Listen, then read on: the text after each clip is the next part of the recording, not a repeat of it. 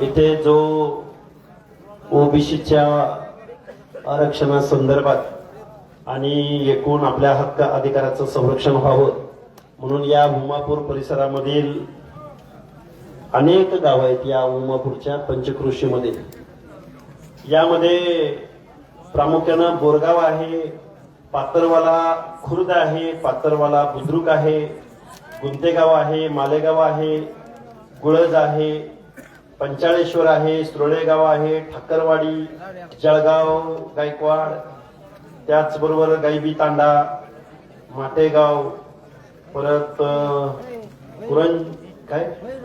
कुंभे जळगाव, ब्रह्मगाव, अंतरवाली, देवपिंपरी ही जी उमापूर आणि उमापूरच्या पंचक्रोशी मधली वाड्या वस्त्यावरची तांड्यावरची सर्व गावगाड्यातली 18 पगड जातीची माणसं, ओबीसी, व्हीजेएनटी, एसबीसी प्रवर्गातली माणसं, बलुतेदार अनुतेदार माणसं, एससी एसटी माणसं, त्याचबरोबर माझ्या मुस्लिम समाजामधली जे आजही विकासाच्या प्रक्रियेपासून कोसोमैल दूर आहे, या सर्व माणसांच्या वतीनं खर तर आज उमापूर झडपी सर्कल मध्ये हा जो मेळावा होतोय, आता माझ्या भाषणाच्या अगोदर इथं विचारपीठावरती उपस्थित असलेल्या सर्व मान्यवरांनी महाराष्ट्राचा आराध्य दैवत खंडोबाचा तळी उचलण्याचा हा कार्यक्रम केलेला आहे.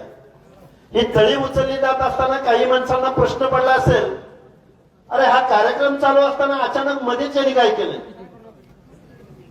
मला जबाबदारीनं माझ्या ओबीसी बांधवांना सांगायचंय, महाराष्ट्राच्या 18 पगड जातीचं आराध्य दैवत असलेला खंडोबा, जो खंडोबा या महाराष्ट्राचं आराध्य दैवत आहे, जो खंडोबा मारवाड्याचं कुलदैवत आहे, ब्राह्मणाचं कुलदैवत आहे, जो खंडोबा बलुतेदार अलुतेदार भटक्या विभक्त जाती जमातींचं कुलदैवत आहे, दीन दलितांचं कुलदैवत आहे. या महाराष्ट्राला एका पिवळ्या समतेच्या धागेमध्ये गुंफण्याचं काम जर कोण करत असेल तर ते महाराष्ट्राचं आराध्य दैवत खंडोबा करतो. आणि त्या खंडोबाची तळी आम्ही यासाठी उचलली. तळी उचलत असताना त्या तळीला आम्ही 18 पगड जातीच्या लोकांनी त्याला हात लावलाय. आम्ही ही वज्रमूठ बांधत आहोत की महाराष्ट्रामधला ओबीसी एकत्र येत आहे, आपल्या आरक्षणाच्या संरक्षणासाठी एकत्र येत आहे, आपल्या संविधानाच्या संरक्षणासाठी एकत्र येत आहे. महात्मा ज्योतिराव फुले, राजर्षी शाहू महाराज, डॉक्टर बाबासाहेब आंबेडकर या महामानवांच्या समतेच्या विचाराचं हे संविधान वाचवणं तुमचं आमचं कर्तव्य आहे आणि त्यासाठी आम्ही आज ही तळी उचललेली आहे. खऱ्या अर्थानं गेवराईमध्ये आलं, उद्या बीडमध्ये सभा होती, उद्या बीडमध्ये माननीय छगनरावजी भुजबळ यांच्या उपस्थितीमध्ये या महाराष्ट्रामधल्या ओबीसींचा एल्गार होणार आहे. ओबीसींचं आरक्षण तर आम्हाला वाचवायचंच आहे, पण या बीड जिल्ह्याच्या आजूबाजूच्या परिसरामधल्या माणसांच्या मनामध्ये एक विश्वास निर्माण करायचा आहे. त्यांच्या मनामध्ये भीतीचं वातावरण आहे, दहशतीचं वातावरण आहे. आम्ही या महाराष्ट्राचे नागरिक आहोत का? आम्ही या देशाचे नागरिक आहोत का? आम्हाला इथं जगण्याचा अधिकार आहे की नाही? आम्हाला मताचा अधिकार आहे की नाही? असा प्रश्न माझ्या गावगाड्यामधल्या ओबीसी बांधवांच्या मनामध्ये पडलेला आहे. त्या माणसांच्या मनामध्ये विश्वास निर्माण करायचा आहे. आणि आमचं 2 सप्टेंबरला या महाराष्ट्र शासनानं एक गव्हर्नमेंट रिझोल्युशन पारित केला. आमच्या ओबीसी आरक्षणाला धक्का न लावता, बघा मी जबाबदारीने बोलतोय, धक्का न लावता, म्हणजे आरक्षणाला धक्का लावलाय का? नाही. तुमच्या आरक्षणाला धक्का लावलाय का? नाही. तुमच्या ओबीसी व्हीजेएनटी आरक्षणाच्या झोपडीला धक्का लावलाय का? नाही लावला. पण काय केलंय माहितीये का? एक GR काढला आणि महाराष्ट्रामध्ये राज्यकर्ती जमात असलेला आमचा मराठा बांधव त्या झोपडीमध्ये आणून सोडला. मग आता झोपडीमध्ये आम्ही जे बांधव आहेत, आम्ही 300, 400, 450 जात बांधव आहोत.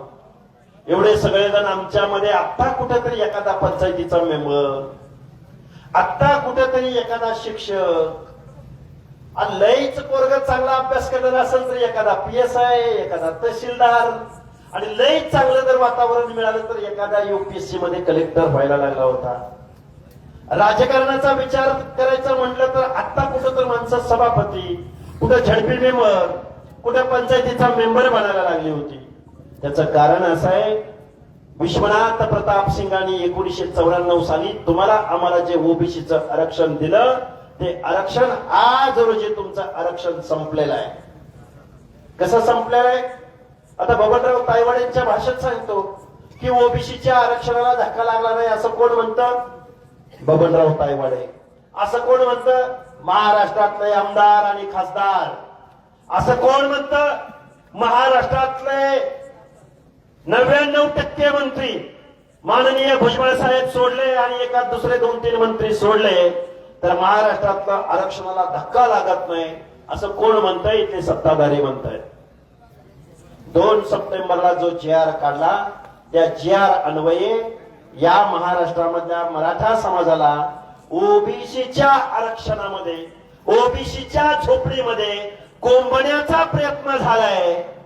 मग ज्यांचे आमदार, ज्यांचे खासदार, ज्यांचे मंत्री, ज्यांचे कारखानदार, ज्यांचे वतनदार, जे जहागीरदार, गावच्या गावगाड्यातल्या गावच्या पॅनल प्रमुखापासून, सोसायटीच्या प्रचार प्रमुखापासून ते महाराष्ट्राच्या मुख्यमंत्री पदापर्यंत कोण असतं? तर आमचा मराठा बांधव. बरोबर आहे का? चुकीचं आहे? बरोबर आहे का? बीड जिल्ह्यामध्ये आम्ही बोलतोय, उद्या बीड जिल्ह्यामध्ये ओबीसींचा मेळावा होतोय, तरी सुद्धा गेवराई तालुक्यामधल्या उमापूर मध्ये आम्ही आलोय. तर आम्ही गावागाड्यातली पोरं आहे, आम्ही आमदार खासदाराची पोरं नाही. आम्ही सर्वसामान्य कुटुंबामध्ये ऊसतोड मजुरीचं काम करणारी, मेंढपाळीचा व्यवसाय करणारी, गावगाड्यामध्ये बलुत्या आलुत्याचं काम करणारी, भटक्या विमुक्त जाती जमातीमध्ये काम करणारी, शारीरिक श्रमाचं काम करणाऱ्या माणसांचे प्रतिनिधी आहोत. आता काही जण म्हणतील यांच्या सभेला माणसं किती, यांच्याच हे बोलतात किती, आमदाराच्या विरोधात बोलतात, खासदाराच्या विरोधात बोलतात, मंत्र्यांच्या विरोधात बोलतात. हो, आम्ही बोलतोय ना, कारण आमचं आज रोजी आरक्षण संपलेलं आहे. संपलेलं आहे याचं कारण असं, आम्ही मराठा बांधवाच्या स्पर्धेमध्ये टिकू शकत नाही. एखादी शिक्षकाची जागा निघाली, एखादी शिक्षकाची जागा एखाद्या संस्थेत निघाली, त्या संस्थेचा मालक कोण आहे? सांगू शकाल? शिक्षण संस्थेचा मालक कोण आहे? आहे की नाही? कुणाच्या शिक्षण संस्था? रयत शिक्षण संस्थेचा अध्यक्ष कोण? या महाराष्ट्रामधल्या शिक्षण संस्थांचे प्रमुख कोण? तुमचा आमचा माणूस ओबीसी मधून सिलेक्ट होईल का? होणार नाही. तुमचा आमचा माणूस पंचायतीचा मेंबर, झडपीचा मेंबर, झडपीचा अध्यक्ष, पंचायत समितीचा सभापती, एखाद्या नगरपालिकेचा नगराध्यक्ष, एखाद्या शहराचा महापौर तुमचा आमचा माणूस होईल? नाही होणार. गावगाड्यातल्या 18 पगड जातीचं आरक्षण आज रोजी गेलंय. माननीय मुख्यमंत्री महोदयांना आम्हाला सांगायचंय, डॉक्टर बाबासाहेब आंबेडकरांनी आम्हाला आरक्षण दिलं. गावगाड्यामधल्या बलुत्याला, अलुत्याला, गावगाड्यामधल्या 18 पगड जातीच्या माणसाला, गावगाड्यातल्या दीनदलिताला, या समाज व्यवस्थेमधल्या आदिवासी बांधवाला, या व्यवस्थेमध्ये गावच्या ग्रामदैवताच्या गाभाऱ्यामध्ये सुद्धा प्रवेश मिळाला नाही. त्या माणसांचं प्रतिनिधित्व मिळण्यासाठी हे आरक्षण दिलंय. जरांगे नावाचा माणूस उठतो, आमची पोरं गरीब झाली, आमची पोरं गरीब झाली, आम्ही 20 एकरावरनं 2 एकरावर आलो, आम्ही 50 एकरावरनं 10 एकरावर आलो. अरे तुझ्या नावावर 7-12 तर आहे. पण गावगाड्यामधल्या भटक्या विमुक्त जाती जमातीच्या माणसांवरती 7-12च नाही. त्यांचं काय करायचं? म्हणून माझी तुम्हाला गावगाड्यातल्या 18 पगड जातीच्या लोकांना विनवणी आहे, या माणसाने तुमचं आमचं आरक्षण आज रोजी संपवलंय. गावगाड्यातली कोण माणसं, मी हे का सांगतोय तुमच्या समोर, अगदी एक 15-20 मिनिटांमध्ये मी माझं मनोगत व्यक्त करेन. गावगाड्यामधला ही वज्रमुठ आहे एकीची. बळीराम तात्या ही जी तळी उचललेत, या माणसांना सगळ्यांना खंडोबाच्या साक्षीने सांगितलंय की आता ओबीसीनी एकत्र यायचंय. काय करायचंय? एकत्रित यायचंय. कोण आहेत ओबीसी? माळी, साळी, कोळी, तेली, हटकर, धनगर, सनगर, वंजारी, लोणारी, परीट, गुरव, गडशी, नाभिक, सुतार, लोहार, कुंभार, बेरड, बेडर, रामोशी, बेलदार, वडार. माझ्या मुस्लिम समाजामधला तेली, तांबोळी, छप्परबंद, कासार, ही माणसं नाहीत ओबीसी. मुस्लिम समाजामध्ये 60% लोक ओबीसी आहेत. किती टक्के? 60%. अरे ओबीसीचा आकडा किती मोठा आहे. ओबीसी बांधव 60%. 60%. मग दलित, एससी आणि एसटी 20% झाले. किती टक्के झाले? 80%. उरले किती टक्के? 20%. जरांगे काय म्हणतो? ओबीसीच्या सभेला जाणाऱ्याला पाडा. मग आता ओबीसीच्या आरक्षणाला विरोध करणाऱ्याला आणि जरांगेला पाठिंबा देणाऱ्याला तुम्ही आम्ही मत द्यायची का? का 500 रुपये आल्यावर द्यायची? 1000 रुपये आल्यावर द्यायचं नाही. महामानव डॉक्टर बाबासाहेब आंबेडकरांनी तुमच्या आमच्या मताला लाख मोलाची किंमत दिली. आता इथं बसलेल्या एका माणसाला हात वर करा बघू बरं. एक माणसानं हात वर केला की नाही? नाव सांगा तुमचं. रावसाहेब काळे, बरोबर का? काय काम करता सांगा? हमाली काम करतो. आता थांबा, अरे कथा संपली नाही इथं, थांबा. आता इथं बसलेला रावसाहेब काळे नावाचा एक माणूस आहे, रामेश्वर काळे, बरोबर का? तुम्ही बटन दाबल्यावर एकच मत पडतंय ना? आणि ऐका, तुमचं मी घेतो, ऐका. रामेश्वर काळे, तुम्ही बटन दाबल्यावर एकच मत पडतं की नाही? आणि मग गेवराईचा आमदार काय नाव? विजय पंडित, त्यानं बटन दाबल्यावर किती मत पडतात? एकच पडतं की नाही? मी काय बोलतोय लक्षात येतं का तुमच्या? इथल्या बसलेल्या एका माणसानं बटन दाबलं तर एकच मत पडतं. आणि इथल्या आमदार, खासदार, वतनदार, दरकदार, जागीरदार कुणी जरी बटन दाबलं तर किती मतं पडतात? एकच पडतं की नाही? एक व्यक्ती, एक मत, एक मूल्य. आणि ओबीसीची संख्या किती? ओबीसीची संख्या 60%. एससी एसटी बांधवांची ऍड केली तर किती टक्के? 80%. मग आपण हातामध्ये काय घेतलंय? कटोरा. आम्हाला आरक्षण द्या आणि आम्हाला रस्ता द्या, बरोबर आहे का? आम्हाला स्कॉलरशिप द्या आणि आम्हाला नोकरी द्या. तुम्ही कधी कारखाना मागितला का? कारखाना मागितला का? कारखाना मागितला का? कोयता मिळाला? काय मिळाला? कारण गावगाड्यातला ओबीसी बांधव संघटित नाही. गावगाड्यातली 18 पगड जातीची माणसं जातीमध्ये भांडताना दिसतंय. आता जातीमध्ये भांडून चालणार नाही, तर ओबीसी म्हणून तुम्हाला आम्हाला एकत्र यावं लागेल. इथल्या आमदार खासदारांना धडा शिकवावा लागेल. ज्या माणसांनी जरांगेला पाठिंबा दिला त्या माणसांना, त्या आमदारांना, त्या खासदारांना, खासदार कोण आहे तिथले? कोण आहे माहित नाही? आले होते का नाही इकडे कधी? नाही माहित? अरे काय कोण आहे मला पण माहित नाही. कोण? मी मनोज जरांगेमुळं खासदार झालोय म्हणणारे बजरंग बाप्पा सोनवणे आमचं आरक्षण संपत असताना, बेकायदा मागणी जरांगे पाटील करत असताना त्या मागणीला पाठिंबा कोणी दिला? तर बीडच्या खासदारानं दिला, या गेवराईच्या आमदारानं दिला.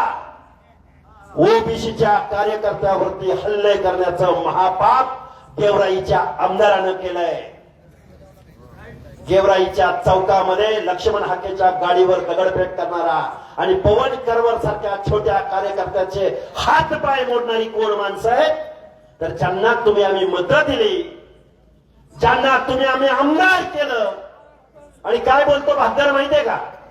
भागदर म्हणतो आम्ही 3 पिढ्याचं राजकारण करतोय, पण आम्ही कधी ओबीसी बांधवांना आम्ही कधी त्रास दिला नाही. काय म्हणला गडी पुन्हा? म्हणला आमचा तालुका गुन्ह्या गोविंदानं आणतोय.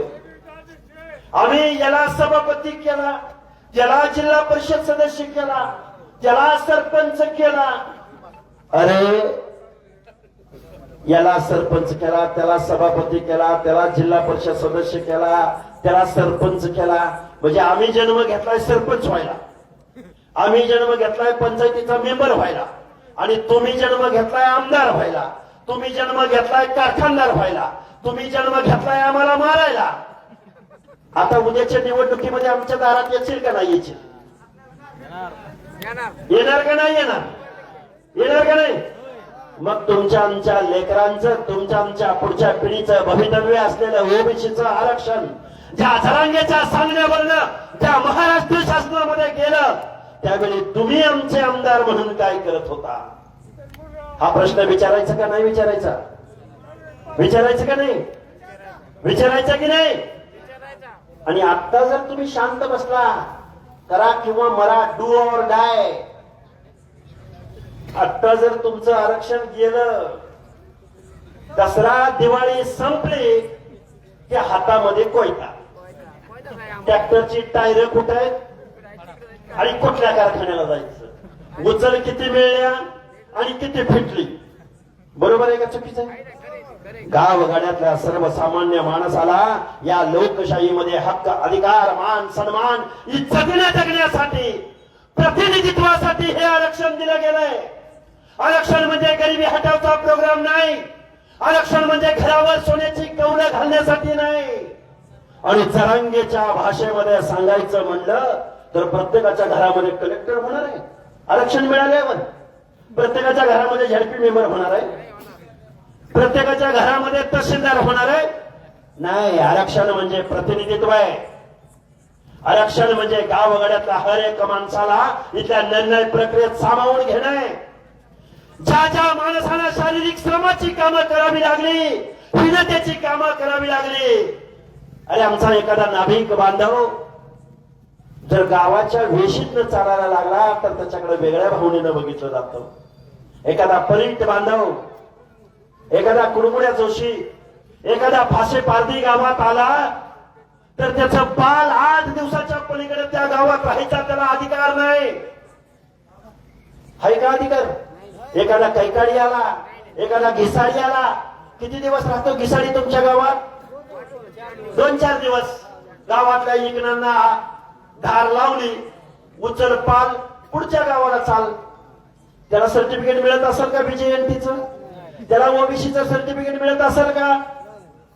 आणि 2 सप्टेंबरला या महाराष्ट्र शासनानं JR काढला आणि परत त्या कुळ शोधायला, वंशावळी शोधायला शिंदे समिती नावाची समिती स्थापन केली. अरे आमच्या गावगाड्यामधल्या या भटक्या विमुक्त जाती जमातीच्या दाखलं जर काढायचा म्हटलं, एखादे 10वी पास झाल्यानंतर आमच्यातल्या एखाद्या माणसाला जातीचा दाखला काढायचा म्हटलं तर 6-6 महिने त्या तहसील कार्यालयाचे हेलपाटे घालावे लागतात. घालावे लागतात की नाही? घालावे लागतात की नाही? आणि यांना या लातूर जिल्ह्यामध्ये एक रेणापूर तहसील, रेणापूर तालुक्याचं गाव आहे. 2 सप्टेंबरचा JR निघाला. 2 सप्टेंबरचा JR निघाल्यानंतर 3 तारीख आहे. 3 तारखेला एका माझ्या मराठा बांधवानं जातीचा दाखला काढायला सकाळी 12:30 वाजता अर्ज केला आणि त्याला जातीचा दाखला संध्याकाळी 6:10 मिळाला. लगेच सकाळी 12:30 वाजता अर्ज केला आणि संध्याकाळी 6:10 त्याला दाखला मिळाला. एवढी तत्परता, एवढं शासन ऍक्टिव्ह झालंय. महाराष्ट्राच्या मुख्यमंत्री महोदयांना माझं सांगणं आहे, गावगाड्यातला ओबीसी एकत्र येतोय गाव वगळ्यातला ओबीसी जागा झालाय. गाव वगळ्यातले माणसं एकीची शपथ घेत आहेत. इथून पुढच्या कालावधीमध्ये जर आमच्या ओबीसी बांधवांना जर तुम्ही गृहीत धरून पुढे चालणार असाल तर आम्ही तुम्हाला मतदान का करायचं. अरे एक स्वर्गीय गोपीनाथराव मुंडे नावाचा माणूस होता. माधव ओबीसी मुख्यमंत्री म्हणतात की ओबीसी आमचा डीएनए. या भारतीय जनता पार्टीचं कमळ माझ्या अगोदर कोणतरी बोलत होतं मोठमोठ्याने की आम्ही कमळाला मतदान दिलं, आम्ही कमळाला मतदान दिलं, आम्ही कमळाला मतदान दिलं. चूक केली का आम्ही कमळाला मतदान देऊन? भारतीय जनता पार्टीनं स्वतःला ओबीसीचा डीएनए म्हणून एका बाजूला सांगायचं आणि दुसऱ्या बाजूला ओबीसीचं आरक्षण संपवणारा 2 सप्टेंबरचा जी.आर. काढायचा. ओबीसीच्या बाजूने एकही आमदार बोलायला तयार नाही, एकही खासदार बोलायला तयार नाही. माननीय छगनरावजी भुजबळ बोलतायत तर त्यांना घेरण्याचं काम या महाराष्ट्रामध्ये सुरू आहे. अरे एक स्वर्गीय गोपीनाथराव मुंडे नावाचा माणूस होता, भाजपचा देशाचा नेता होता.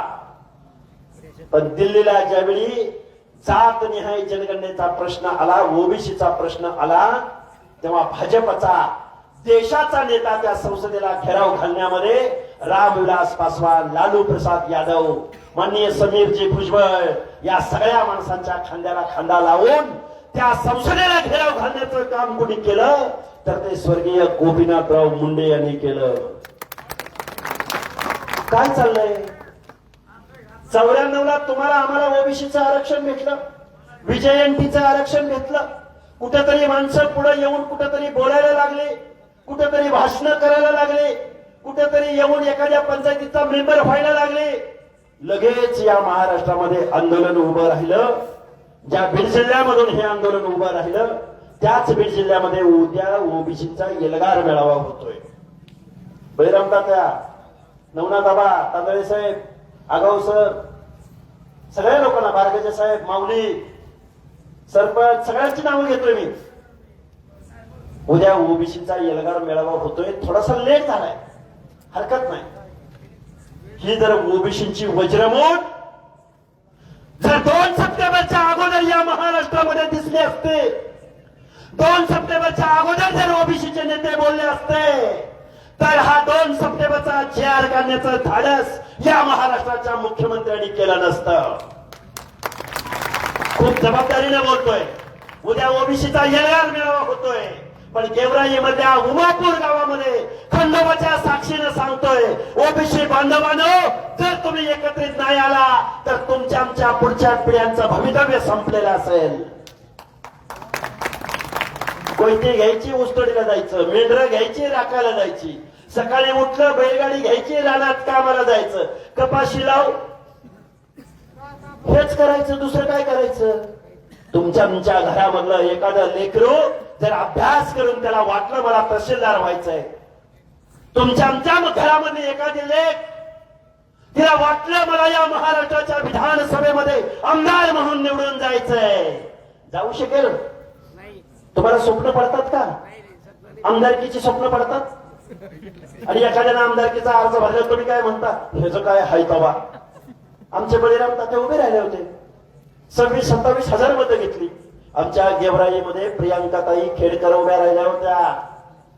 गेवराईमध्ये त्या तुमच्या आमदाराला कोणीतरी सांगा, एकच दिवस गेवराई मतदारसंघामध्ये आलो होतो, किती मतं पडली? 33,000. एकच दिवस, एकच सभा, ती पण अर्ध्या तासाची. बरोबर आहे का? चुकीचं आहे? आणि आम्ही जर आठवड्याभर वेळ दिला तर, एक 10-12 गट व्हायची, एक सभा दिली तर, कारण गाव गाड्यामध्ये तुमची आमची संख्या जास्त आहे. निवडणुका आल्या की मताला तुम्ही, आणि कारखान्याची परवानगी द्यायची वेळ आली की पाहुणं रावलं, विधानसभेचं तिकीट द्यायची वेळ आली की पाहुणं रावलं, लोकसभेचं तिकीट द्यायची वेळ आली की पाहुणं रावलं. आणि ह्याचं काय आहे आणि त्याचं काय आहे ते बघा. गेवराईच्या पलीकडे एक माजलगाव मतदारसंघ आहे आणि तिथला आमदार कोण आहे? प्रकाश सोळंकी. काय म्हटलं माहितीये का काल परवा? म्हणला मी पण पालकमंत्री झालो असतो. आता हे सांगावं लागते लोकांना, इस्काटून सांगावं लागते. मी पालकमंत्री झालो असतो म्हणलं, माझी जात आडवी आली. काय आडवी आली? जात आडवी आली. आयला देवाने जर आम्हाला परवानगी दिली जन्माच्या अगोदर तर आम्ही देवाकडे ही जात दे बाबा आम्हाला म्हणून सांगितलं असतं की आम्हाला कारखानदार होता आलं असतं, आम्हाला महाराष्ट्राचा उपमुख्यमंत्री होता आलं असतं. कोण झालं उपमुख्यमंत्री महाराष्ट्राचं? थांबा थांबा, अरे थांबा, इतिहास. जयप्रकाश सोळंकी म्हणतात माझी जात आडवी आली. पालकमंत्री पदाला बीडच्या यांचा बाप ज्यावेळी महाराष्ट्राचा उपमुख्यमंत्री झाला त्यावेळी यांची जात नाही का आडवी आली? आणि तुम्हाला एवढ्या वेळा आमदार म्हणून निवडून दिलं त्यावेळी आमच्या लोकांनी जात बघितली का? गाव गाड्यातल्या 18 पगड जातींच्या हक्काचं, अधिकाराचं आणि या लोकशाही मधलं मान आणि सन्मानाचं, इज्जतीचं वागणूक जर तुम्हाला इथून पुढच्या कालावधीमध्ये मिळायची असेल तर सर्वसामान्य माणसाला मतदान करायला शिका, आपल्या घरातल्या माणसाला मतदान करायला शिका. मग आता तुम्ही म्हणणार सर त्यांचा कारखाना कुणीकडं आणि आपल्या माणसांकडं कुठं काय हाय? बरोबर आहे का चुकीचं आहे? बेंद्राचा सण आपण करतो की नाही? बेंद्राचा सण करतो की नाही? काय काय करतो आपण बैल पोळ्याला?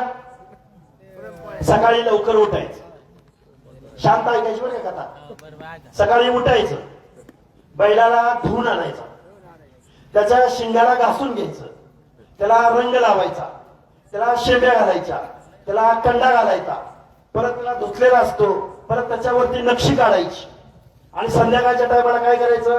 हलगी लावायची आणि हलगी लावून काढण्या लावून कुठं न्यायचं? गावाच्या ग्रामदैवताच्या समोर हलगी लावायची. हे वाजत गाजत रंगवून त्याला शेंब्या घालतय, कोण घालतय आणि पुन्हा त्याला त्या बेंद्राची मिरवणूक काढून घरी आणायचं. घरी आणल्यावर काय करते ती? घरातला पुरणपोळीचा सुग्रास असा नैवेद्याची एक निवरुंगी त्याला खाऊ घालायची. निवरुंगी पोट भराय पुरतं पण नाही, एक निवरुंगी किंवा एक पोळी घालायची का नाही? झालं का नाही? बेंद्राला करतो का नाही आपण? आणि बेंदूर जसा जसा संपला, रात्र जशी जशी संपली, दुसऱ्या दिवशी बैलाला काय करतो? काय करतो? कशाला लावतो? कामाला. निवडणूक आली, निवडणूक आली. अरे ते नाईकच, ओ नाईक साहेब नमस्कार. अरे थांब थांब थांब थांब, ही वाकरू ओढतोय, थांब जरा त्याच्या खांद्यावर हात ठेवू. वाकरू ओढायला गेल्या शेतकरी बरोबर फोटो काढतोय लगेच. सर्वसामान्यांचा नेता. कुणाचा? सर्वसामान्यामध्ये मिसळणारा आमदार. 5 वर्ष तुमच्याकडे कधीही येत नाही, येऊ शकत नाही. काय पडलंय हो? देणं घेणं काय हो त्यांना? कारण या महाराष्ट्राचं राजकारण सत्तेमधून पैसा आणि पैशामधून सत्ता. त्याच्यात सांगलं वाटीत. एक पंडित पडले, दुसरे पंडित आले, दुसरे पंडित पडले, पवार आले, पवार गेले, पुन्हा पंडित आले. आणि तुम्ही काय कोयत्याला? आता एक उदाहरण सांगतो, मगाशी सांगता सांगता एक शेवटचं उदाहरण सांगतो. भाषण काय करायचं, किती करायचं? आणि हे बघा, उद्या पंचायत समितीच्या निवडणुका आहेत. आता काही बरंच सांगितलं. आता या परिसरामध्ये माझ्या अगोदर भाषण केलं बघा. आमचे काय पहिल्यांदा भाषण केलं आमच्या अगोदर राजाभाऊ पोकळे, बरोबर का? आता गावातल्या सरपंच पदासाठी भांडायचं नाही, गावातल्या पंचायतीच्या पदासाठी भांडायचं नाही, जिल्हा परिषदच्या पदासाठी भांडायचं नाही. ओबीसी हा, अरे राईट मला राईट. काय करायचं? आमदारकी सांगतो सांगतो, मुद्द्यावर येतो, मुद्द्यावर बाबा, हो बाबा, मुद्द्यावर येतो, मुद्द्यावर. अरे सरपंच झाल्यावर काय होतं?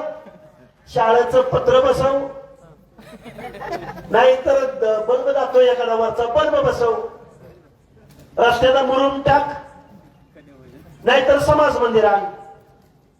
एवढंच. ह्याच्या पलीकडे काय आहे का? नाही ना, ह्याच्या पलीकडे काय? आता सरपंच पद, पंचायती मेंबर, झडपी मेंबर, आता जरांग्याचे पै पावले, भावकी, कुळातले सगळे आता ही पदं घेणार आहेत. पण आता ओबीसी बांधवांना माझं आव्हान आहे, गावगाड्यामध्ये तुम्ही 60%, एससी एसटी बांधव 80%. आता या आमदारांना आणि खासदारांना धडा शिकवायचा.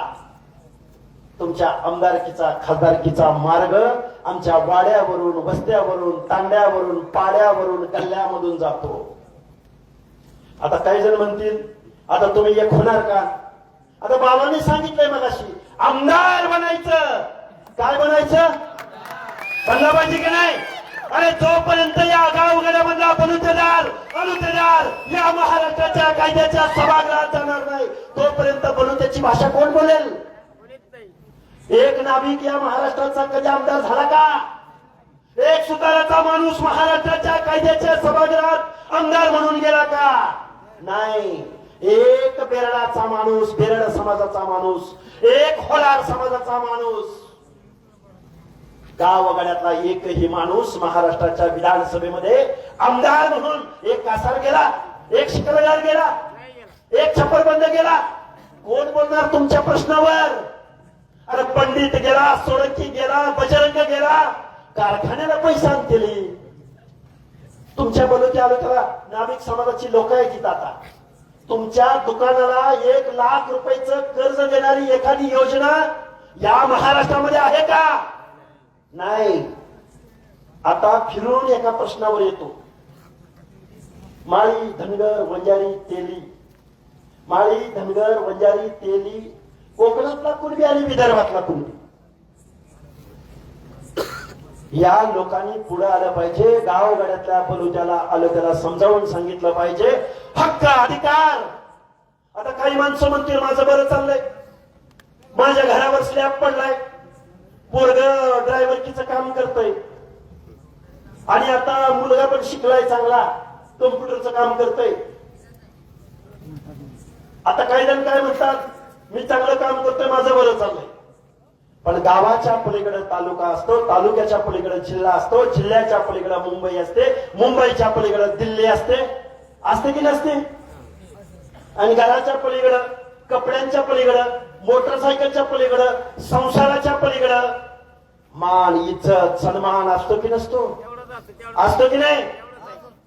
राजसत्ता आणि राजपाट हा मागून मिळत नसतो, तर तो नेहमीच हिसकावून घ्यायचा असतो. हे कुणी सांगितलं? बाबासाहेबांनी सांगितलं. बाबासाहेबांनी काय सांगितलं तुम्हाला? तुम्हाला राज्यकर्ती जमात बनायचंय, शासनकर्ती जमात बनायचंय. काय बोललो तुम्ही? आम्ही मागत करती जमात. त्या बाबांनी सांगितलं तुमचा आमदार बनला पाहिजे. अरे गावच्या ग्रामपंचायतीत तुमच्या आमच्या हिताचा कायदा लिहिला जात नाही. जिल्ह्याच्या जिल्हा परिषदेमध्ये तुमच्या आमच्या आरक्षणाचा कायदा लिहिला जात नाही. तुमच्या आमच्या आरक्षणाचा कायदा मुंबईमध्ये विधानसभेत लिहिला जातो आणि तिथं बोलायला एकही माणूस नाही. मग आमदार झाला पाहिजे की नाही झाला पाहिजे तुमचा आमचा? ज्या मुंबईच्या विधानसभेमध्ये तिजोरी ठेवली गेली त्या तिजोरीच्या चाव्या अजितदादा पवारांच्या कमरेला आहे. तो अजितदादा पवार तुम्हाला कशाला देईल हॉस्टेल, वसतिगृह? आता इथं ओबीसीच्या 18 पगड जातीची माणसं आहे.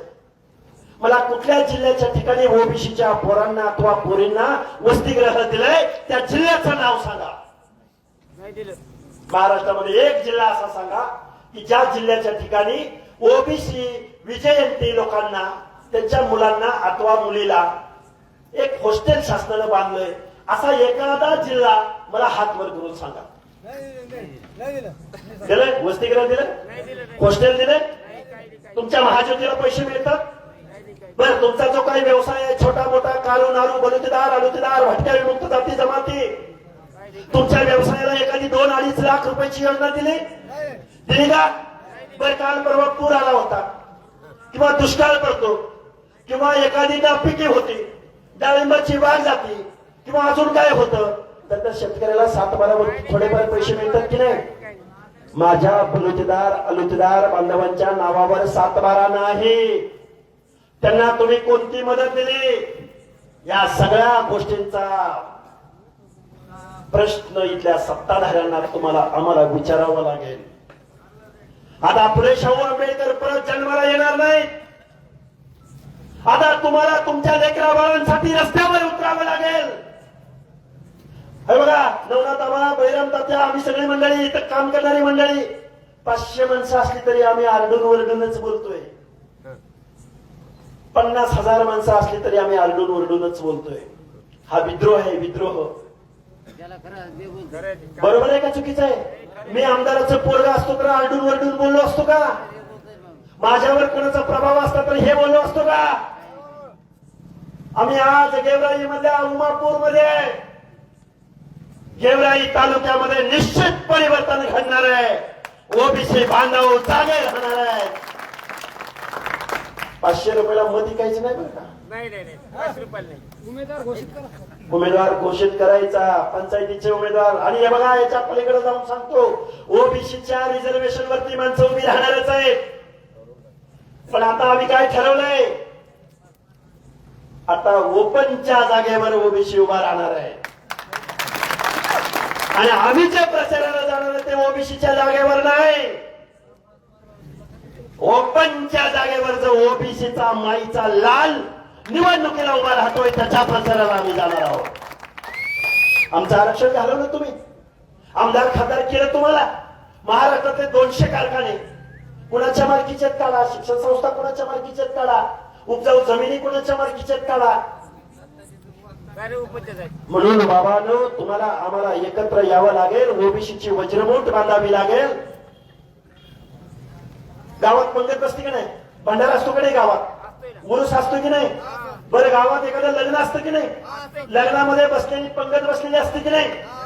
एक वाढप्या असतो माहिती का? वाढप्या. आणि एक त्याच्या पुढे एक माणूस चांगला, एक चांगला गावचा कारभारी. तो काय म्हणतो? ए ह्याला वाढ रे, त्याला वाढ रे, त्याला वाढ रे म्हणतो की नाही? म्हणतो की नाही? पंक्तीला बसलेल्या शेवटच्या माणसापर्यंत जोपर्यंत वाढपी पोचत नाही, जोपर्यंत भात पोचत नाही, जोपर्यंत सुग्रास अशी कळी पोचत नाही, शिरा पोचत नाही, लापशी पोचत नाही, कोशिंबीर पोचत नाही, तोपर्यंत आपण जय हरी विठ्ठल म्हणतो का? म्हणतो का? खायला चालू करतो का? काय विचार करतो तुम्ही? आम्ही गावातली माणसं सगळ्या माणसांपर्यंत सुग्रास असा स्वयंपाक जोपर्यंत वाढप्या शेवटच्या घटकापर्यंत पोहोचत नाही तोपर्यंत तुम्ही आम्ही जय हरी विठ्ठल म्हणत नाही. देशाला स्वातंत्र्य मिळालं, महाराष्ट्र निर्माण झाला, ज्यांच्या हातामध्ये आपण सत्ता दिली, ज्यांना तुम्ही आम्ही वाढप्या बनवलं, या वाढप्यानी काय केलं? या वाढप्यानी डॉक्टर बाबासाहेब आंबेडकरांनी सुग्रास असा बनवलेला स्वयंपाक, लोकशाहीचा स्वयंपाक, या वाढप्याने पाहुण्या रावळ्यांना वाढला, भाऊ बंदकीला वाढला. एखादा कारखाना पाहुण्या रावळ्याला दिला, एखादी सूतगिरणी पाहुण्या रावळ्याला दिली, एखादी शिक्षण संस्था पाहुण्या रावळ्याला दिली. आणि तुम्हाला काही द्यायची वेळ आली, हे धनगराचं आहे, हे माळ्याचं आहे, हे वंजाऱ्याचं आहे, हे बलुत्याचं आहे, हे आलुत्याचं आहे, हे दलिताचं आहे. गाव गाड्यामधल्या 18 पगड जातीच्या माणसांच्या तोंडाला पानं पुसण्याची कामं या आपल्या स्वतंत्र भारत देशामध्ये आज पुढे शाहू आंबेडकरांच्या विचारांची गरज आहे, समतेच्या तत्वाची गरज आहे. गाव गाड्यातल्या 18 पगड जातीची भाषा बोलणाऱ्या माणसाची गरज आहे. कुठल्या कारखानदाराची गरज नाही, कुठल्या वतनदाराची गरज नाही, कुठल्या जागीरदाराची गरज नाही. अरे ही माणसं कशाला घाबरतात माहितीये का? पूर्वी राजा राणीच्या पोटी जन्माला यायचा, आता राजा मतपेटीत जन्माला येतोय. गाव गाड्यातल्या ओबीसीच्या 18 पगड जातीच्या दीनदलिताच्या माणसांना माझं सांगणं आहे, मतपेटीत यांना उत्तर द्या. ही माणसं तुमच्या घरामध्ये तुमच्या पाया पडत नाही, जर आले तर आमचं नाव दुसरं. बरोबर आहे का चुकीचं आहे? झालं, आमच्या बाप झालेली 4 पिढ्यांनी तुम्हाला आमदार केलं, खासदार केलं, कारखानदार केलं. आमच्या बी घरातलं एखादं कवळं किरळ पोरग, तर न बांड पोरग, ज्याला संविधान कळतं, ज्याला थोडाफार अभ्यास केलाय, त्या पोराला तुम्ही आमदार होऊ देचाल? होऊ देत नाहीत. म्हणून गाव गाड्यातल्या 18 पगड जातीच्या लोकांनी एकत्रित यायचंय आणि आज खंडोबाच्या साक्षीनं तळी भंडार उचललाय. ओबीसीच्या एकजुटीच्या अनाभागा तुम्ही आम्ही घेतलेत. आरक्षण तर तुम्हाला मिळेलच, पण मान सन्मान इज्जत, आमदार खासदार वतनदार तुमच्या पोरांनी एखाद्या स्कॉर्पिओ गाडीतनं फिरावंसं वाटत नाही. बाबानं खूप काही बोलता येण्यासारखं आहे, बोलता येण्यासारखं आहे. माझ्या अगोदरच्या वक्त्याने खूप बोललेला आहे. उद्या बीडला वाजत गाजत कसं यायचंय? वाजत गाजत. कुठलं मैदान आहे? चंपावती मैदान, बरोबर का? बीड जिल्ह्याला ओबीसी म्हणजे काय? संभाजी महाराज मैदानावरती छत्रपती संभाजी महाराजांच्या नावानं जे मैदान ओळखलं जातं, त्या मैदानावरती गावातल्या पाहुण्याला, रावळ्याला, आपल्या गावगड्यातल्या ओबीसी बांधवाला आता जाती जातीत भांडायची वेळ नाही. आता पातीसाठी भांडायची वेळ आहे, गावासाठी भांडायची वेळ आहे. म्हणून गावगड्यातल्या सगळ्या लोकांना माझं सांगणं आहे, उद्या वाजत गाजत बीडला यावं एवढी अपेक्षा व्यक्त करतो आणि माझं